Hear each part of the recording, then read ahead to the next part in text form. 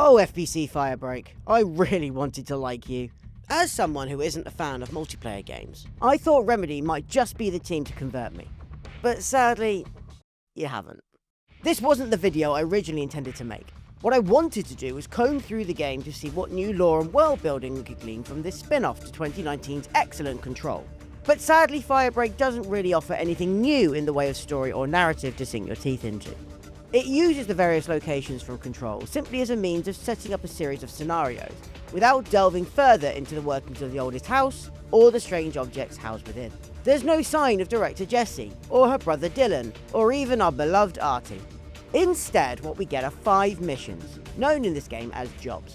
Each is made up of 3 different levels, consisting of repeating the same tasks over and over again in the first 2, before eventually reaching a final 3rd zone consisting of a set-piece encounter. These final areas are without question the highlight of Firebreak, and really the only thing that makes it stand out from the swathe of other multiplayer co-op shooters out there. Certainly they're the only thing that feel distinctly Remedy in terms of their new weird design. The giant sticky note monster shown in the preview trailers is a particular highlight. But there's a lot of Firebreak that just isn't good enough in its current state. The missions themselves are extremely repetitive, boiling down to doing the same things over and over again in the first 2 stages. There are corrupted items that can be introduced in the harder difficulties that add an extra twist to the level, which can be fun, but most of these boil down to simply giving the enemies more health, or making mechanical objects harder to fix, or giving you a little stat debuff. It doesn't change all that much. And there's just not enough content here in general.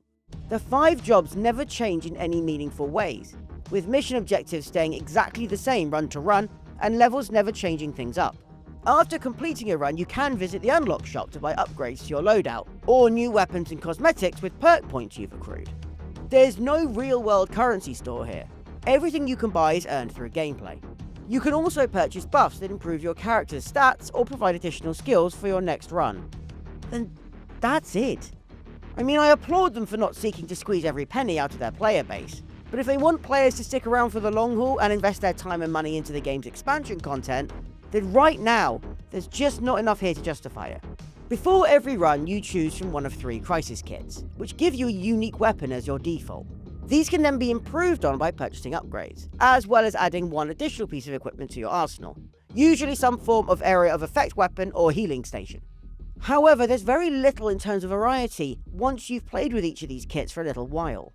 Also, side note, is it just me, or are cosmetics in first-person games kinda pointless? Like, if you're playing with friends, they can see your outfits, but if you're not, then what's the point?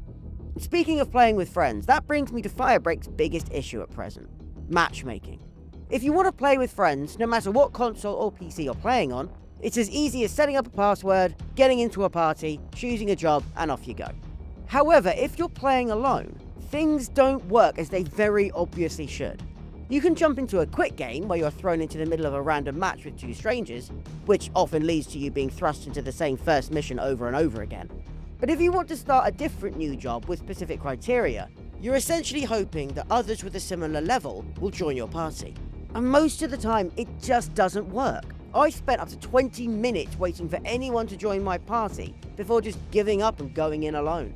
Because yes, that's right, you can play this game solo. But if you're looking at FBC Firebreak and thinking it could be a good single-player experience, it isn't. Mission goals and enemy numbers aren't adjusted in any meaningful way. Levels take absolutely ages to complete on your own, and it ends up becoming nothing more than laborious, time-consuming busy work most of the time. And as I said, often you're forced into playing this way because of poor matchmaking. I'm not going to give up on FBC Firebreak, but there's a lot of work still to do to make it a game worth recommending. Remedy have a roadmap of new content and features they'll be adding throughout the next 12 months, and I'm sure they'll be listening to fans' feedback and trying to put out inevitable fires going on behind the scenes. The game will doubtless get better, but sadly it's not off to a great start, and history is rarely kind on games that don't come out of the blocks quickly. If you have a couple of mates and an evening to kill, then it's probably worth your time blasting through hordes of enemies and trying not to get frozen to death by a ski lift. And because it's on Game Pass and PS Plus, the barrier to entry is extremely low. But after that, I suspect you'll want to move on and play something else. For now, anyway. Let's hope FBC Firebreak gets the love and attention it needs to make it better in the coming months.